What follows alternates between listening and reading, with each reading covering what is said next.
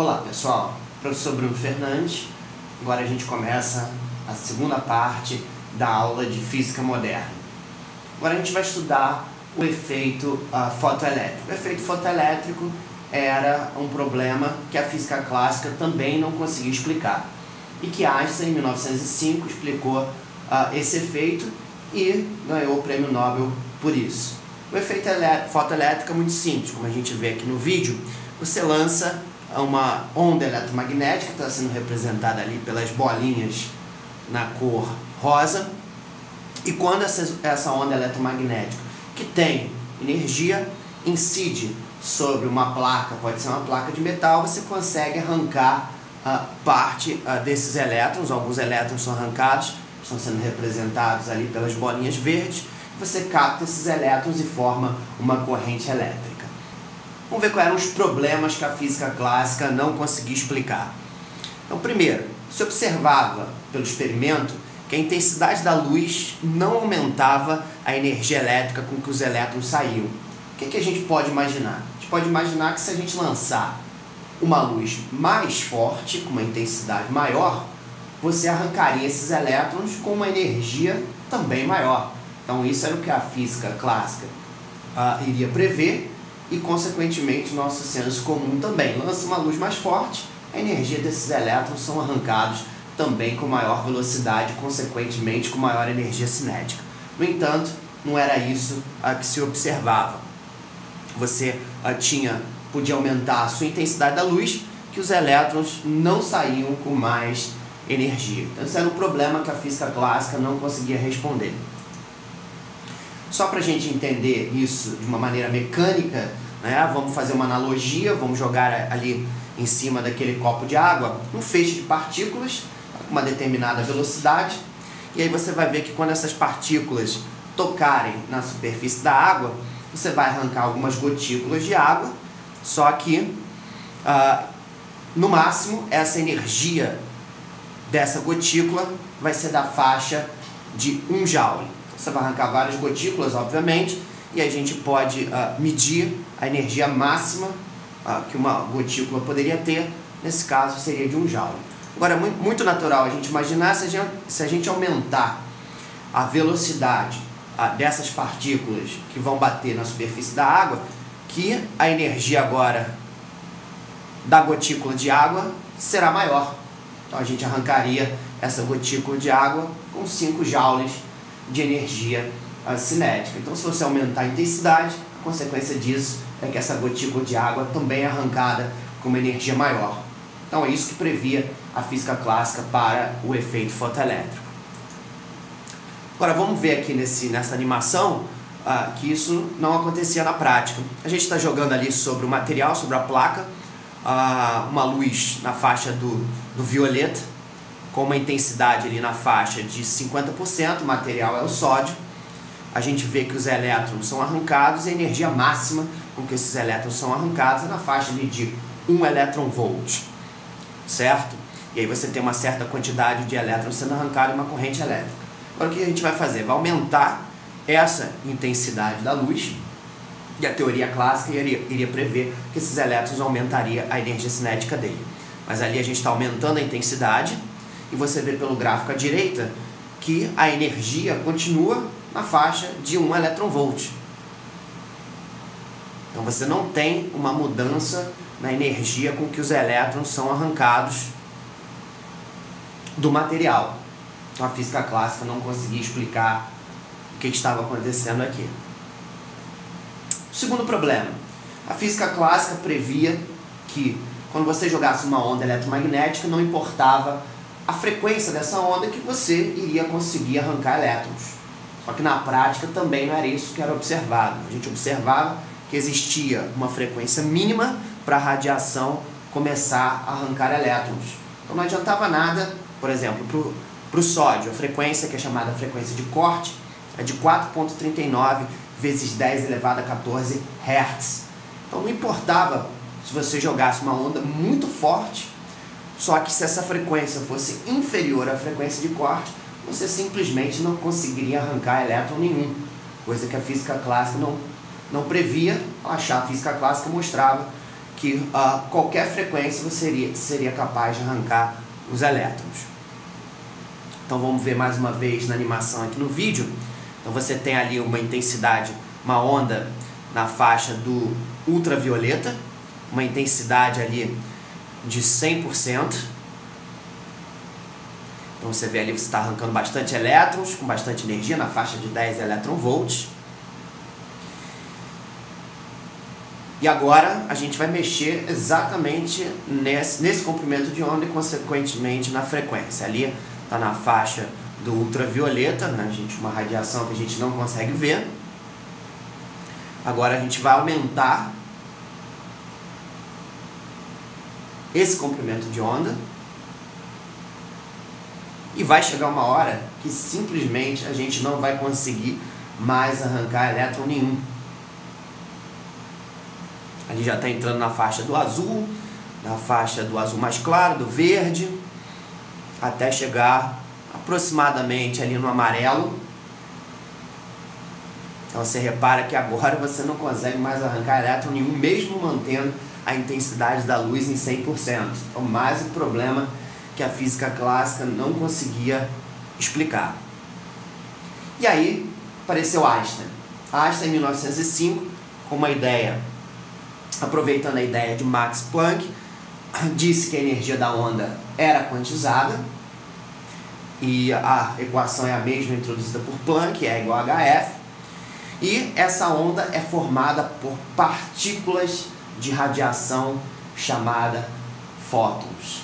E é aqui que a gente entra num problema filosófico. Como assim uma onda pode ser onda e formada por partículas chamada fótons?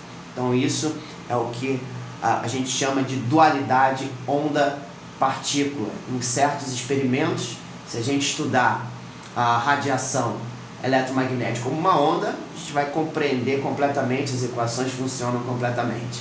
Agora, se a gente estudar como partícula, simplesmente não funciona. Agora, existem problemas como o efeito fotoelétrico, em que a gente só pode entender e estudar esse efeito se você considerar a onda como sendo formada por partículas. Então isso não é um conceito fácil, é um conceito que foge ao nosso senso comum e até hoje não é muito fácil filosoficamente para a gente aceitar isso. Então temos ali a onda formada por fótons. Então vamos entender um pouquinho melhor aquilo que a gente observou nos experimentos através das animações. Supor que a gente tem uma onda eletromagnética, ali a gente tem a energia do fóton na faixa de 10 joules, tá? Esses números não representam a realidade, apenas para a gente ilustrar o processo. E para você arrancar um elétron daquele metal, você necessita de 6 joules de energia. E essa energia, para você poder arrancar o elétron, é chamada de função trabalho. Então, se você lança um fóton com 10 joules de energia, o elétron precisa de 6 para ser arrancado, e ainda sobram 4 joules para que ele adquira velocidade e, consequentemente, energia cinética. Então a gente pode escrever uma equação de conservação de energia, né? Você tem ali a energia do fóton, que é a energia total, que vai estar disponível para o elétron, vai ser igual à função trabalho, a energia necessária para você arrancar o elétron, 6 joules no nosso exemplo, e o que resta, você tinha 10, 6 elétrons você usou para arrancar o elétron, vão sobrar 4. E o que o elétron vai fazer com esses 4 joules de energia? Simplesmente vai aumentar a sua velocidade e, consequentemente, a sua energia cinética. Então, essa é a expressão que vai reger o efeito fotoelétrico. A energia do fóton é igual à energia que você precisa para arrancar o elétron mais a energia cinética com que esse elétron vai sair. Agora vamos fazer o seguinte, vamos lançar agora uma onda em que cada fóton tem uma energia cinética de 6 joules. Então você percebe que para arrancar o elétron desse material eu também preciso de 6 joules.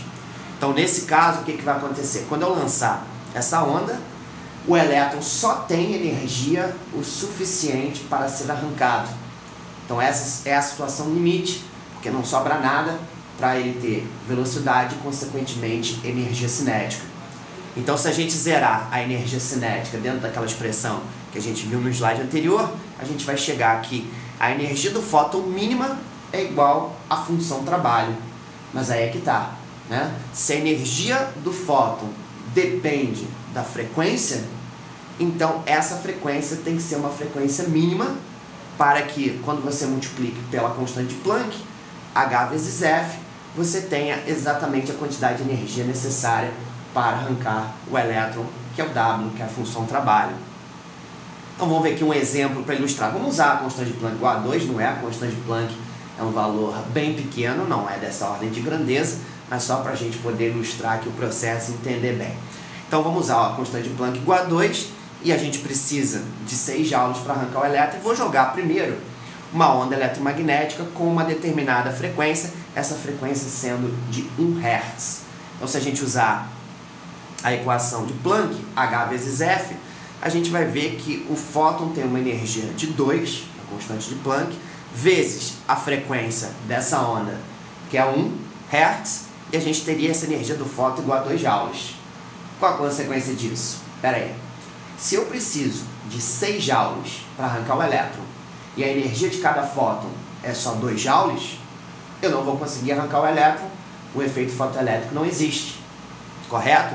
Então não vale para uma frequência de 1 Hz.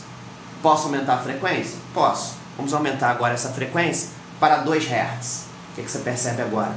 Que eu aumento a energia de cada fóton. Você vê que a energia de cada fóton agora cresceu para 2 vezes 2 igual a 4 joules. Mas ainda não é o suficiente para você arrancar o elétron, porque eu preciso de 6 joules para arrancar o elétron. Vamos continuar aumentando a frequência da onda? Sendo agora a frequência igual a 3 Hz, a energia do fóton agora, finalmente, chegou a 6 joules. 2 constantes de Planck vezes 3, a frequência eu tenho 6 joules de energia para o meu fóton. Vou conseguir arrancar o elétron agora? Sim, porque eu preciso exatamente de 6 joules para arrancar o elétron. Então a gente pode dizer que a frequência de 3 Hz é a frequência mínima para que ocorra o efeito fotoelétrico, consequentemente é chamada de frequência de corte. E se eu aumentar mais ainda a frequência, o que vai acontecer? Bom, o efeito fotoelétrico vai continuar acontecendo, só que agora você repara que com a frequência de 4 Hz, a energia do fóton passa a ser 8 joules. Então, peraí, meu fóton tem 8 joules de energia, preciso de 6 joules para poder arrancar o elétron. Então você vai conseguir arrancar o elétron, ainda sobram 2 joules para que ele adquira velocidade e, consequentemente, energia cinética. Ok? Então está explicado, foi dessa forma que Einstein explicou o efeito fotoelétrico, a questão da frequência de corte. Repare aí, ó, a gente está colocando a faixa ali do azul, uma frequência ali na faixa do azul, 100% de intensidade. Você percebe que a energia cinética ali está na faixa de 1 elétron-volt, a energia com que esses elétrons estão sendo arrancados.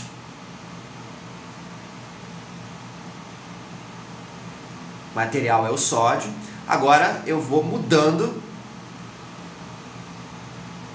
a minha frequência, passo para o ultravioleta e você repara agora que os elétrons estão sendo arrancados com uma energia maior, porque o ultravioleta, os elétrons, os fótons têm mais energia do que no azul. Então você repara agora que os elétrons são arrancados com mais velocidade e, consequentemente, com maior energia cinética, ali na faixa de 10 elétron-volts. Agora, a questão da intensidade da luz. Como é que Einstein explicou a questão da intensidade da luz? Da seguinte forma. Temos ali uma luz fraca e uma luz forte. Não importa se a gente lançasse uma luz fraca ou uma luz forte, a energia com que os elétrons eram arrancados era a mesma como a gente viu na outra animação. Qual era a explicação disso? Bom, já que a onda é formada por pequenas partículas chamadas fótons, uma luz fraca, ela possui poucos fótons. Já uma luz forte possui muitos fótons. Mas, vamos para efeito de consideração, a luz fraca e a luz forte ali na mesma frequência, ok? Na faixa do azul. Então, se você tem uma luz fraca ou uma luz forte, como a frequência é a mesma, a energia de cada fóton também é a mesma.